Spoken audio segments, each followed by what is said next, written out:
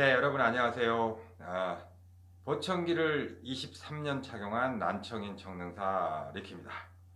자, 오늘 이 시간에는 음, 여러분들이 저한테 오랜 시간 동안 보내주셨던 많은 질문 중에서 가장 많았던 질문 랭킹 1위를 먼저 보도록 하겠습니다.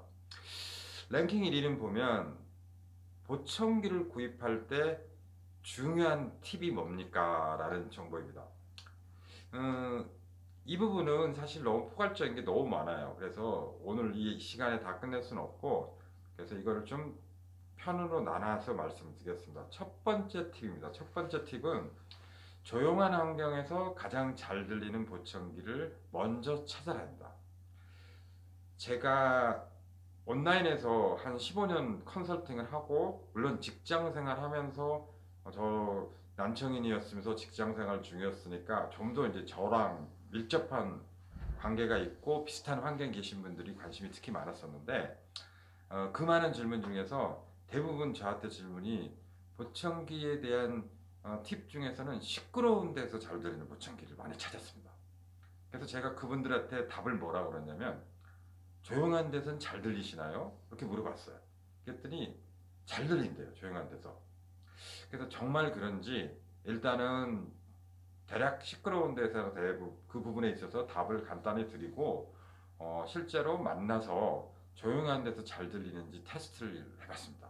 여러 명을 테스트했는데 깜짝 놀랄 결과가 나왔어요. 100점 만점에 60점, 60점. 조용한 데서 잘 들린다고 하시더니 100점 만점에 60점. 그러면 조용한 데서 60점 나오시는 분이 시끄러운 데서 60점을 맞을 수 있을까요? 네버. 불가능, 불가능. 그래서 여러분들은 시끄러운 데서 잘 들리는 보청기는 맨 마지막입니다. 먼저 조용한 곳에서 잘 들릴 수 있는 보청기를 찾아라. 그래서 찾는 방법은 네 가지를 말씀드리겠습니다. 첫 번째는 원거리에서 테스트를 해보십시오. 조용한 환경에서 청능사하고 마주보면서 한 1m, 2m 간격에서 의미 없습니다. 거기서 안 들리는 보청기면은 보청기가 아닙니다. 하지만 보청기는 거리가 떨어지면 달라집니다. 거리가 떨어졌을 때 단지 소리만 큰다고 되는 게 아니고, 소리에 대한 정확도의 차이가 있습니다. 그게 브랜드의 음질 차이도 있고, 어떤 데는 부드러운 보청기가 있고, 어떤 건 약간 까칠한 게 있습니다. 하지만 부드럽다고 다 잘 들리는 것도 아니고, 까칠한다고 다 잘 들리는 것도 아닙니다. 무슨 말이냐? 자기한테 잘 좋은 음질이 따로 있어요. 그러니까 그거를 꼭 비교를 해보시기 바랍니다. 부드럽다고 바로 선택하고 시간이 지나면 그 부드러움이 그냥 부드럽기만 하고 또 안 들려요 할 수도 있고요. 반대로 까칠해서 선택을 했는데 까칠함이 잘 적응이 안 돼가지고 들리긴 하는데 인지력이 떨어질 수도 있어. 하기 때문에 일정한 시간이 경과한 후에 판단을 하실 필요가 꼭 있습니다. 그래서 먼 거리에서 소리 비교를 꼭 해보시고, 두 번째는 뒤에서 내 뒤에서 얘기를 할 때 또 다른 세상입니다. 앞하고 뒤는 너무나 차이가 있습니다. 그래서 뒤에서 말할 때 들리는 보청기의 소리에 대해서 비교를 해보십시오. 그게 보청기의 형태. 저처럼 귀에 거는 RIC를 끼고 있는 사람도 있고, 귓소경을 끼고 계시는 분도 있어요.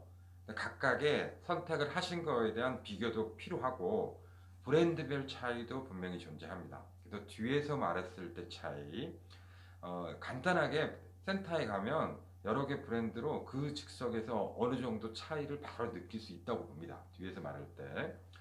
세 번째, 세 번째는 긴 문장에 대한 인지력입니다. 길게 문장을 얘기할 때 인지력은 굉장한 차이가 납니다. 짧은 문장 같은 경우는 어느 정도 몇 가지 단어만 들어도 이해가 하는데, 긴 문장 같은 그렇지 않습니다. 그래서 긴 문장이라 하면 스토리가 있는 얘기입니다.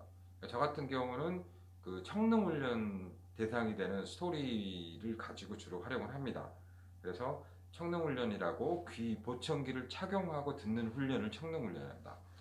그래서 예를 들면은 심사임당은 우리나라 뭐 이조 시대의 유명한 누구로서 뭐 이율곡의 어머니로서 이렇게 예형을 쭉 읽어준 다음에 야, 심사임당이 계셨던 뭐 사당은 뭐 어디입니까? 뭐 이렇게 물어본다든지 아니면은 심사임당의 어떤 행위를 물어본다든지 본문에 있는 내용 물어보는 거죠. 그러면 그분이 그 얘기를 듣고 얼마나 인지를 하느냐 그 얘기입니다.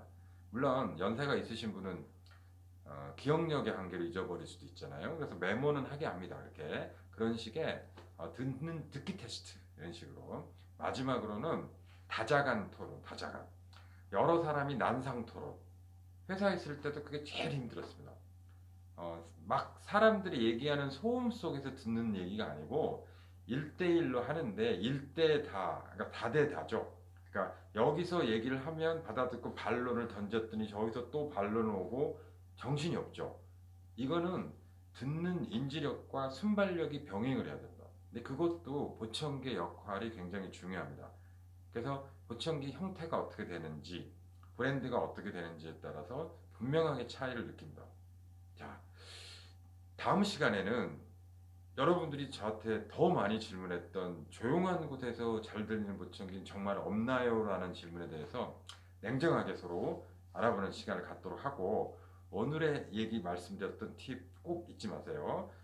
보청기는 조용한 데서 잘 들리게 해주는 일종의 의료 보조기입니다. 따라서 조용한 환경, 여러분들이 살아가는 생활의 거의 70%를 차지하는 조용한 환경에서 가장 맞는 보청기를 먼저 착용해서 비교해라. 자, 오늘 여기까지입니다. 감사합니다.